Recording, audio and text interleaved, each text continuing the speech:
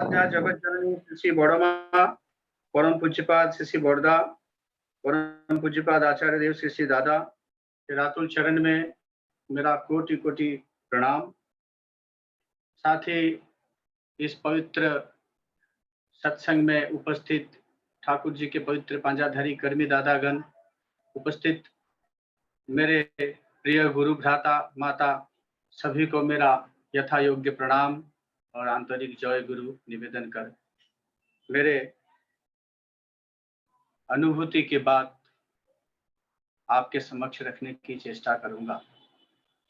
श्रद्धेय शिवनाथ दा मुझे फोन किए थे कुछ दिन पूर्व और उन्होंने कहा कि दादा आपको बोलना है, और उन्होंने मुझसे कहा, मैं पूछा क्या बोलना है, उन्होंने कहा आप अपने अनुभूति के बारे में कहिए। तभी से मैं सोच रहा था यह अनुभूति होता क्या है।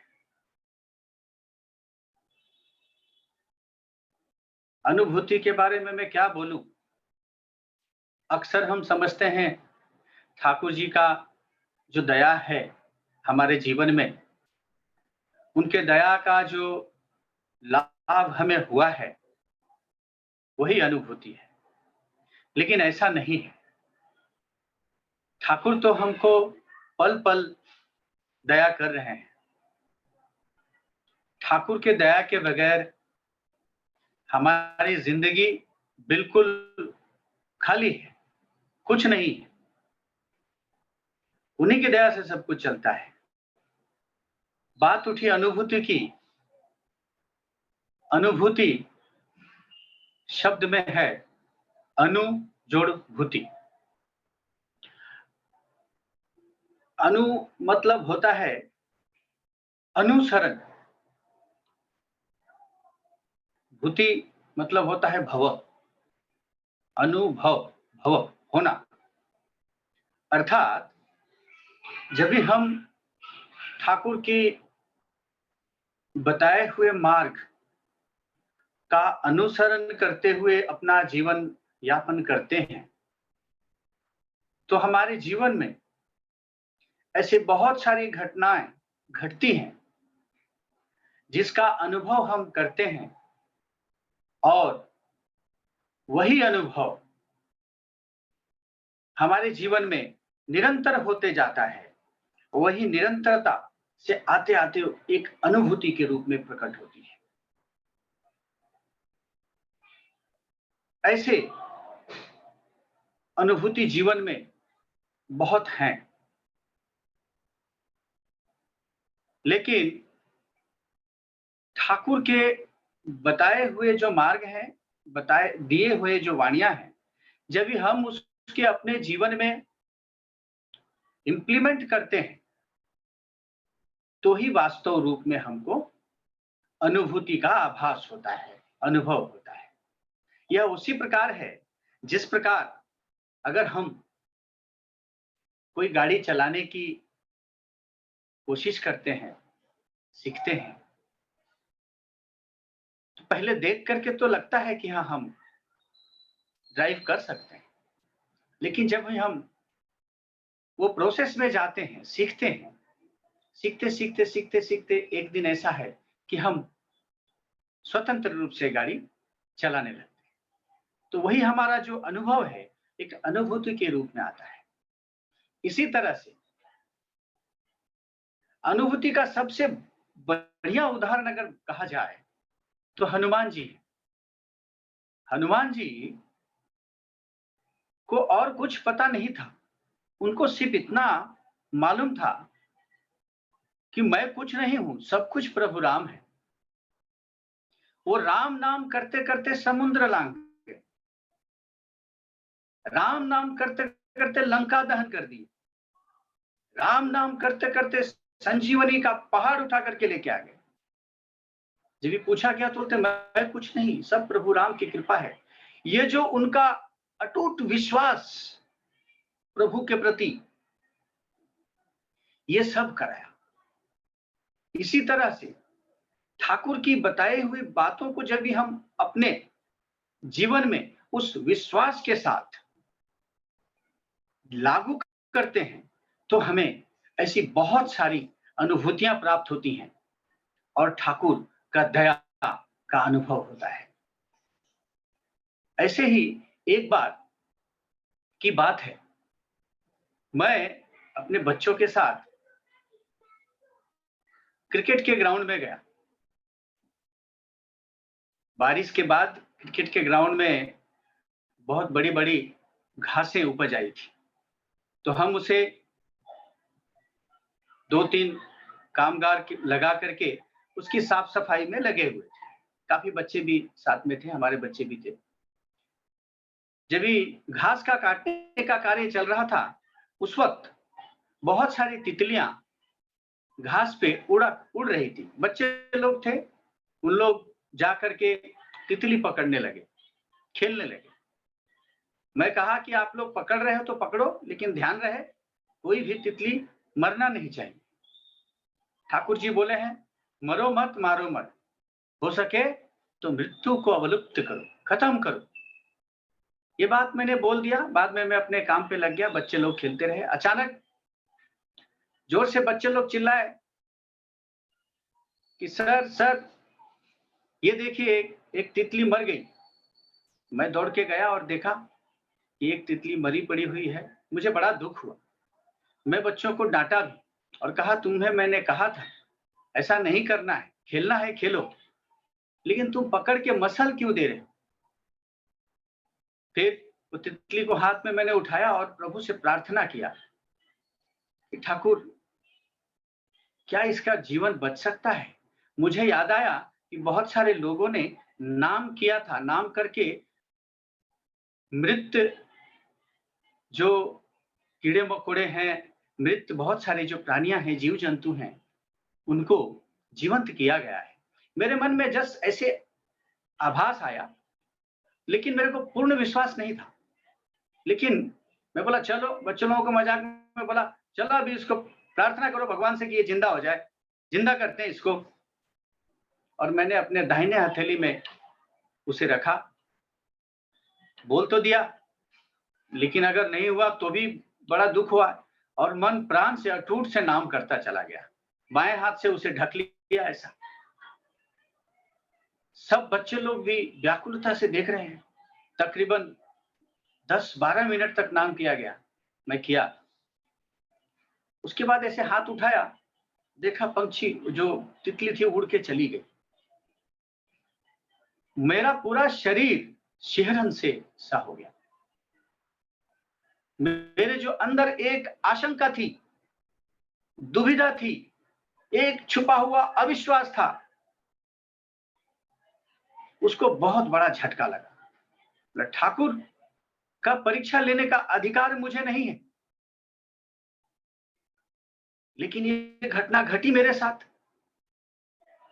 लेकिन अंदर से एक बहुत विश्वास, एक भाव पैदा हुआ। बहुत आनंदित हुआ मैं। तुरंत आया। उस वक्त मुंबई में हमारे सद्य देवघर के शिवानंद प्रसाद दादा आए हुए थे। राजू दा बोल के हम सब जानते हैं उन्हें। मैं उनसे ये घटना शेयर की। वो देख करके बोले ये मामूली बात है, ऐसी घटनाएं तुम्हारे साथ बहुत घटेगी। वो इस तरह से बोले कि जैसे ये कुछ है ही नहीं, ठाकुर की दया से ये सब कुछ संभव है। ऐसी अनुभूतियां हमको केवल वो भाव रखना है, वो विश्वास रखना है, उससे ही संभव हो सकता है। जस भाव तस भावना। हमारी जैसी भाव रहेगी वैसी मेरी भावना होगी। हमारा जहां मन लगेगा हमारा जीवन वैसा बनेगा। ऐसी ही कुछ हो ना हो, मेरी विश्वास की एक गांठ और मजबूत हुई। मैं बहुत ही खुश था। मैं उस दिन आकर के अपने वकाया डायरी में नोट किया। वो तारीख और समय मुझे आज भी याद है। वो था 28 अगस्त 2019 10:40 सुबह का। ऐसी बातें परम दयाल की दया से सब कुछ संभव है। कोई भी चीज असंभव नहीं है। मैं बचपन से बड़ा हुआ और जिस तरह से सभी के माता पिता अपने बच्चों को गाइड करते हैं, डांटते हैं, थोड़ी बहुत मार भी पड़ती है। मुझे बचपन से मेरे पिताजी की बहुत मार पड़ी है। मैं बहुत शरारती था। इतनी मार पड़ी है, इतनी मार, ठाकुर जी की बात कहें तो इतनी मार नहीं करनी चाहिए। इतनी बच्चों को मारना पीटना नहीं चाहिए। उतने मारने पीटने से क्या होता है, वो मेरे जीवन में घटा। मेरे पिता के प्रति जो एक प्रेम है, वो कम होता चला गया और मेरे अंदर एक विश्वास हो गया कि शायद मेरे पिताजी मुझसे प्रेम नहीं करते। ये बात मेरे मन में गांठ बन गई। जो भी हो, मैं 11वीं कक्षा में था। 11वीं कक्षा में मेरी दीक्षा हुई। जब भी मैं 11वीं में था, जब भी दीक्षा हुई, दीक्षा होने के बाद मेरे ऋत्विक दादा श्रद्धेय संजीव कुमार मंडल दा, उन्होंने बकाया समझाया जैसा हम सब समझाते हैं और कहा ये जो ठाकुर जी हैं वो नर रूपी नारायण है, इनमें मन लगाओ, सब कुछ अच्छा होगा। और एक सत्यानुसरण का बुक मुझे मिला। उस सत्यानुसरण का बुक खोला मैं, खुलते ही उसमें एक वाणी मुझे पहला जो स्ट्राइक किया वो था, दीक्षा लेने से ही छात्र नहीं कहते और स्कूल जाने से ही छात्र नहीं कहते और दीक्षा लेने से उसे शिष्य नहीं। मैं बड़ा अचंभित हो गया। मतलब मैंने दीक्षा ले लिया, स्कूल तो जाता ही, तो फिर क्या? फिर एक जगह पढ़ा, फिर मेरे मन में ऐसी इंक्विजिटिवनेस आई कि क्या करना चाहिए। फिर मैंने एक जगह पढ़ा, पिता स्वर्ग पिता धर्म पिता तप की नंदना, पितृ प्रीति ले आती है सब देवों की वंदना।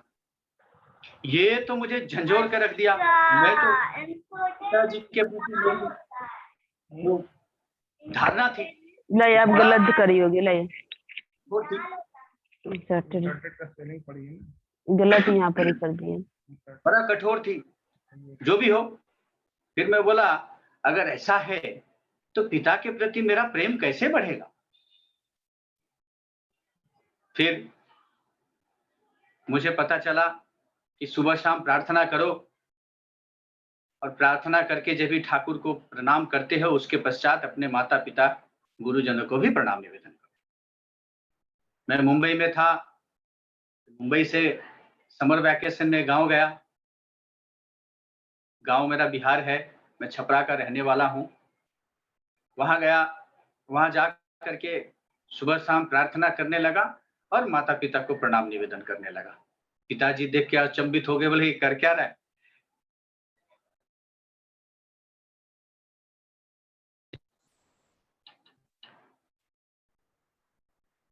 होने लगी, लेकिन पिताजी कुछ विरोधात्मक भाव नहीं रखे और मैं तकरीबन 1 महीना था और 1 महीना मैंने ऐसे ही किया। ऐसा करके जब भी मैं वापस मुंबई लौट रहा था, लेकिन उसके बीच में मेरा कुछ ऐसा परिवर्तन नहीं हुआ, मैं करता रहा। जब भी आने लगा, आते वक्त जब भी मेरे पिताश्री गाड़ी में बैठाने के लिए आए, जब मुझे गाड़ी में बैठा दिए, बैठाने के बाद वो फूट फूट के रोने लगे, मैं भी रोने लगा। इतने में गाड़ी खुल गई और मैं बहुत देर तक रोता रहा और अपने आप को कोसता रहा। मैं सोचा मेरा पिता मुझसे प्रेम नहीं करते हैं, मेरे पिता मुझे हमेशा मारे, मेरे लिए इस दुनिया में मैं खुद ही हूं, जो करना है मुझे करना है, मेरा पिताजी मेरे लिए कुछ नहीं करेंगे। वो मेरे प्रति निष्ठुर हैं, लेकिन वो भाव, वो प्रेम, उनकी आंखों में आंसू मेरे प्रति देख करके परिवर्तन हो गया। ये कैसे घटा? इसके पीछे ठाकुर जी की बताए हुए बातों को अनुसरण करने की कोशिश हमने कोशिश की और पता चला कि पिता माता कभी भी कितने भी कठोर हो, कितने भी अपने बच्चों को डांटें, मारें, पीटें, लेकिन पिता माता का प्रेम जो होता है वो अपने संतान के प्रति अटूट रहती है। ये ठाकुर जी के दया से मुझे अनुभव हुआ। ऐसे बहुत सारी अनुभूतियां हैं ठाकुर जी को बातों को लेकर के, अगर कहें तो कहते रहेंगे। मूल कारण है ठाकुर जी को पकड़ के मेरे जीवन में परिवर्तन। ठाकुर का दीक्षा मैंने लिया है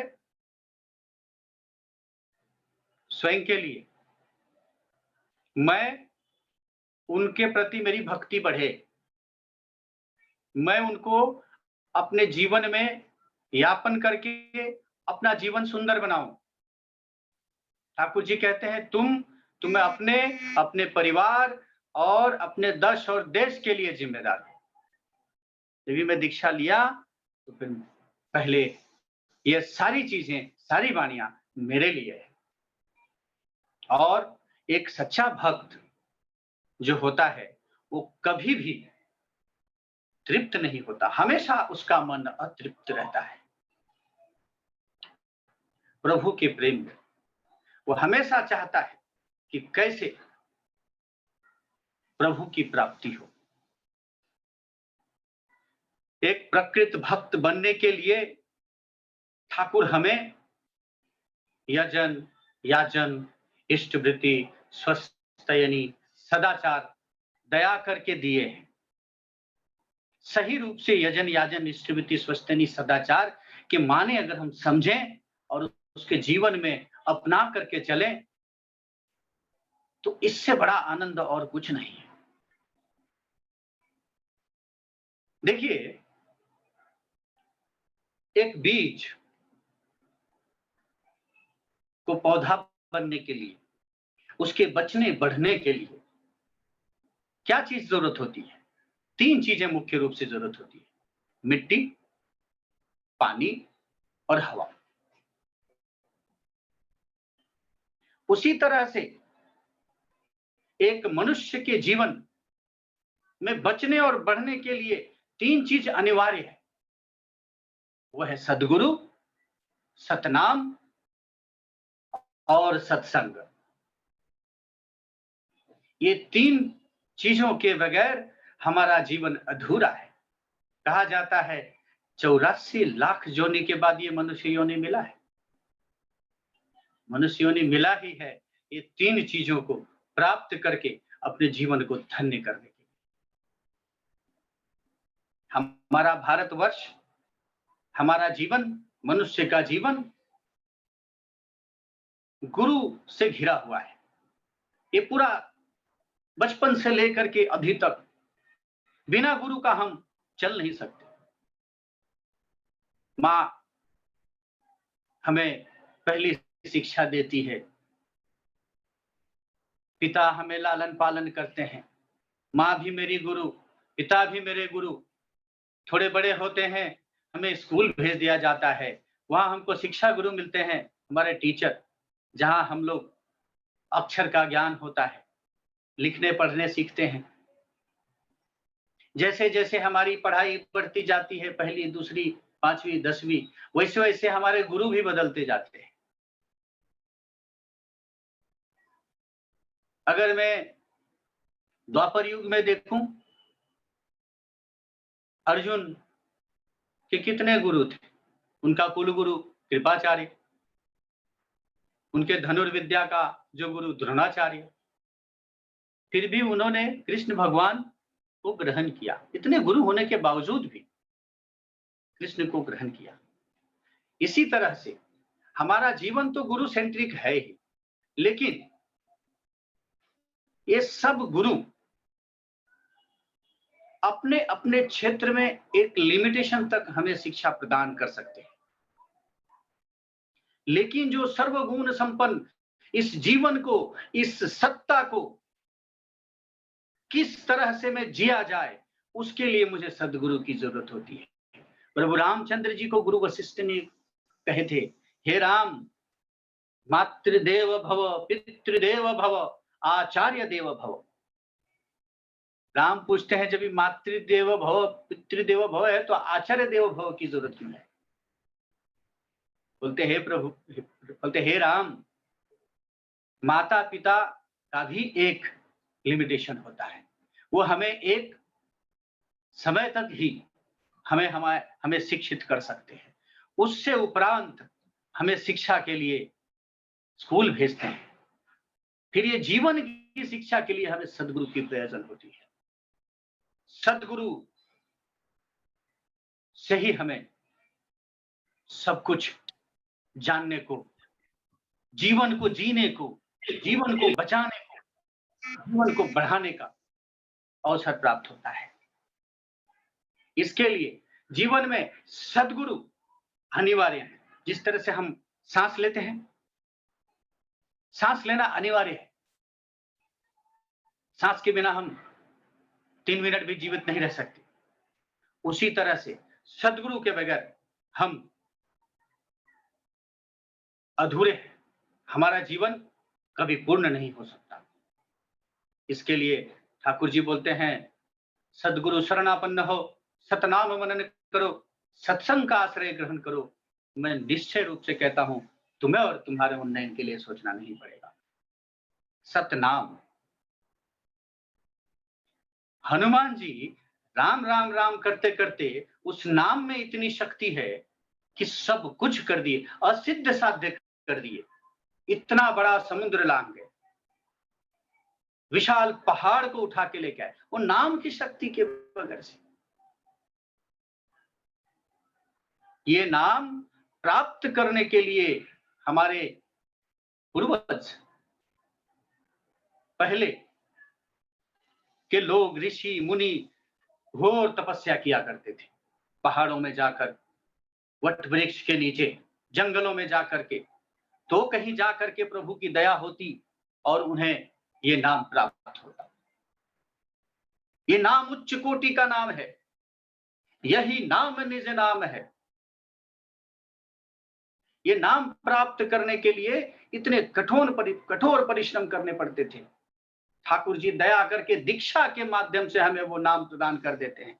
बोलते हैं, तुमको हमने अस्त्र दे दिया, अभी इसका अभ्यास करो। करत करत अभ्यास के जड़मत होत सुजान, रसरियावत जात के सिल पर पड़त निशान। ये नाम हमें दीक्षा নিয়েছি नाम করার জন্য। ऋषि बरदा जी एक बार कहते, हमें दीक्षा क्यों नहीं, हमारा दीक्षा क्यों नहीं, हम दीक्षा क्यों लेते हैं? नाम करने के। यही सतनाम। ये सतनाम इतना पवित्र, इतना उच्च कोटि का है कि संत कबीर कहे, कबीरा धारा स्वामी रंग लगाए। कबीरदास को पता था, कबीरदास को नाम हमें क्यों नहीं देते। कबीरदास बोले, आएंगे वही नाम देंगे। गोस्वामी तुलसीदास एक बार राम कथा सुना रहे थे। उसी वक्त एक स्त्री आई और आकर के उन्हें प्रणाम किया। जैसे प्रणाम की, उन्होंने उसे आशीर्वाद दिया, सौभाग्यवती भवन। वो रोने लगी, कलपने लगी, बोली, हे प्रभु, आपने ये कौन सा आशीर्वाद मुझे दिया? मेरी अभी अभी मेरे पति की मृत्यु हुई है, कहां से सौभाग्यवती मैं बनूंगी? यह सुनकर तुलसीदास बड़े ही व्याकुल हो गए और सबको बोले, ठीक है, एक काम करो, सब राम नाम करो घोर जोर से। प्रभु की दया से सब संभव है। और सब मिलके राम नाम का जप करने लगे।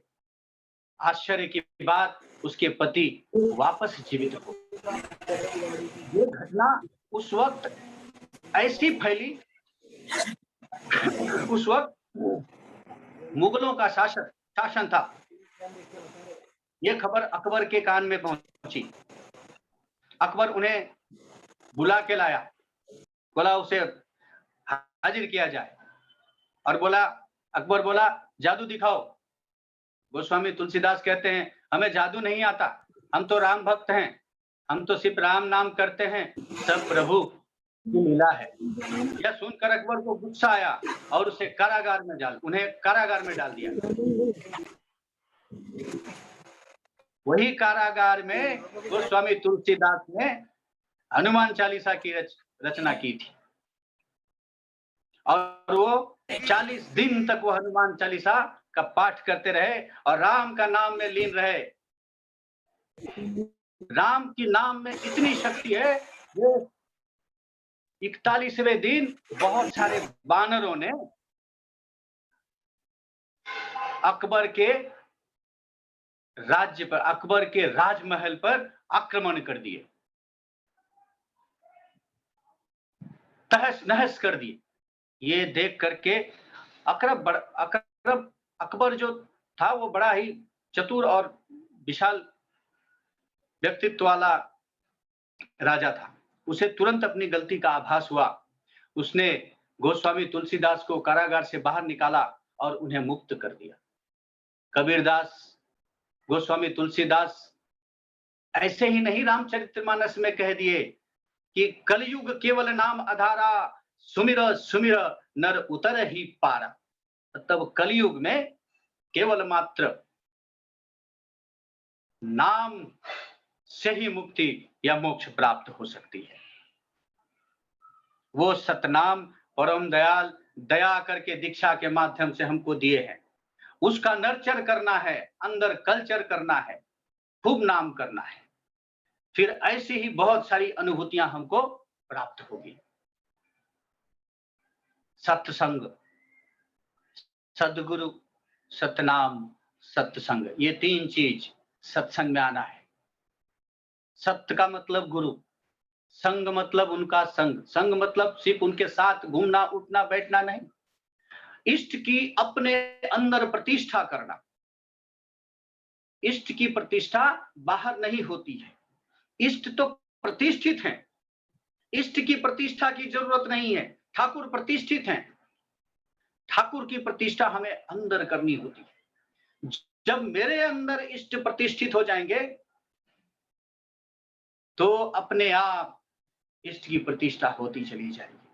ऐसे इष्ट की प्रतिष्ठा करने में ये जो सत्संग है, गुरु का जो अंदर में हम वास कराएंगे, अंदर में बैठाएंगे, और इस तरह से वर्चुअल सत्संग हो, घरवा सत्संग हो, उत्सव हो, वहां जाएंगे, लोगों के विभिन्न तरह के लोगों से ठाकुर की बातें सुनेंगे, जाजन सुनेंगे, देखेंगे, मिलेंगे, बहुत सारी चीजें हमारे अंदर विश्वास पैदा करेंगी और वही विश्वास हमें मुक्ति की ओर लेके जाएगी। तभी हम यजन करेंगे तो हमको ऐसा लगेगा। मैं कह रहा था, एक भक्त कभी भी, एक प्रकृत भक्त हमेशा अतृप्त रहता है। अतृप्त मतलब आजकल दिन दुनिया में हम देखते हैं कि लोग पैसे के पीछे पागल हैं। हमारी प्रायोरिटी पैसा हो गई। हमें अगर कुछ धन मिलता है, हमारी मन में और लालसा जमती है, हमें और धन मिले, और धन मिले, और धन मिले। घर हो गया, एक घर हो गया, दूसरा मिले, तीसरा हो गया, चौथा मिले। लेकिन एक भक्त का प्रभु को छोड़ करके और कुछ लालसा नहीं होती है। वो तो हमेशा सोचता है मेरे प्रभु कैसे खुश होंगे,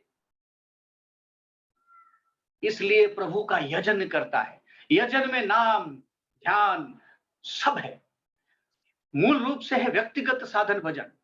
मेरा व्यक्तिगत साधन भजन जैसा होगा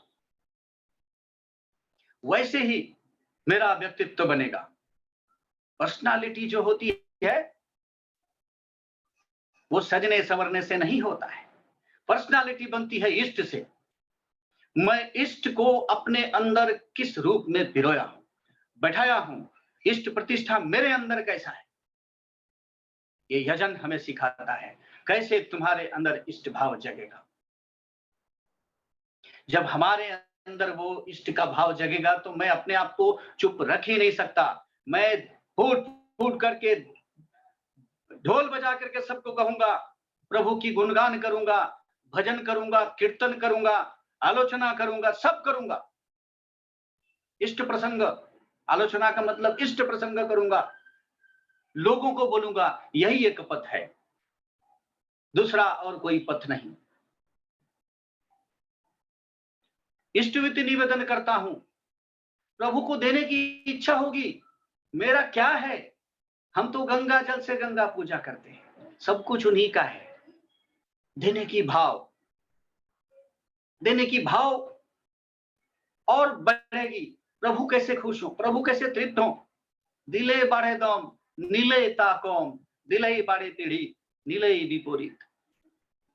सब प्रभु को, कैसे प्रभु हमसे करा ले, हम दे दे, सब कुछ उनका ही है। देने का भाव। स्वस्थ यानी स्वस्थ रहूंगा तो प्रभु का ज्यादा नाम जप करूंगा। इसलिए स्वस्थनी का सही नियम पालन करूंगा, मन को ठीक रखूंगा। स्वस्थनी में 5 चीज आती है, शरीर, मन, वृत्ति, प्रवृत्ति, पारिपार्श्विक और अर्घ। शरीर जो है उसको हमेशा शुद्ध, पवित्र और सहनपटु बनाऊंगा। किसके लिए? उनके लिए, क्योंकि ये शरीर से उनका पूजा होता है। मन को उनमें लगा के रखूंगा। ये मन बड़ा चंचल होता है। मनवा महा ठगनी हम जानी, त्रिगुण फांस लिए कर डोले बोले मधुरी मानी। ये मन बड़ा चंचल होता है। एक बार अर्जुन बोलते हैं कृष्ण को, प्रभु मन बड़ा चंचल होता है, इसको कैसे कंट्रोल करूं? प्रभु बोलते हैं कुछ नहीं, रेगुलर प्रैक्टिस करते रहो, निरंतर प्रयास से तुम्हारा मन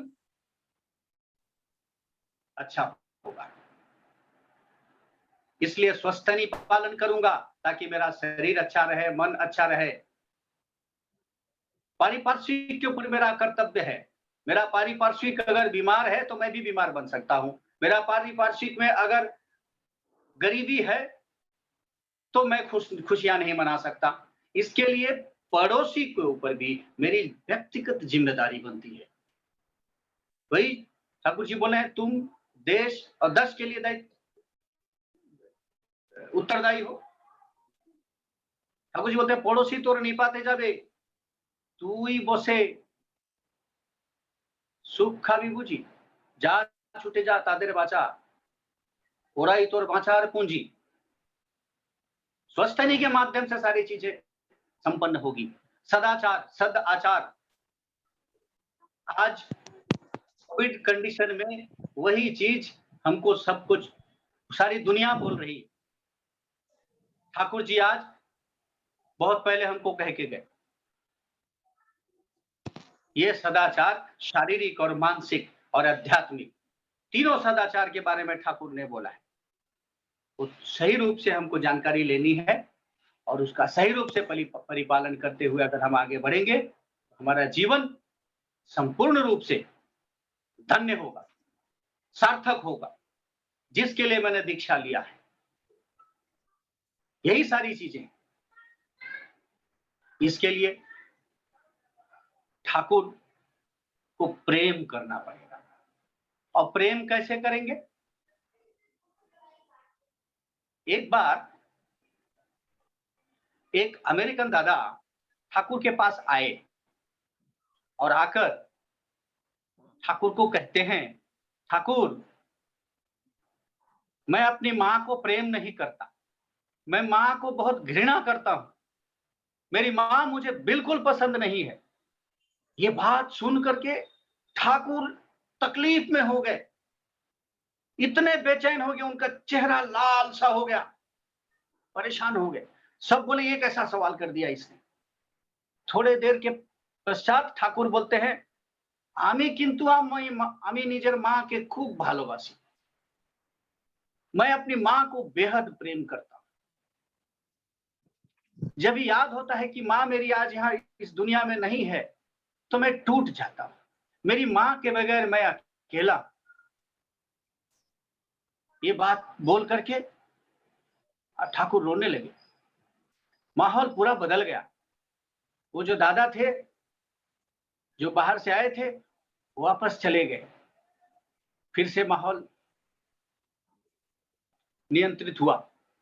दूसरे दिन वो दादा हाथ जोड़ करके आए और आकर के बोलते हैं, ठाकुर मुझसे बड़ा अपराध हुआ है, मुझे क्षमा कीजिए, मैं अपने माँ को बहुत प्रेम करूंगा। दया करके मुझे बताइए कि मैं अपने माँ को कैसे प्रेम करूं।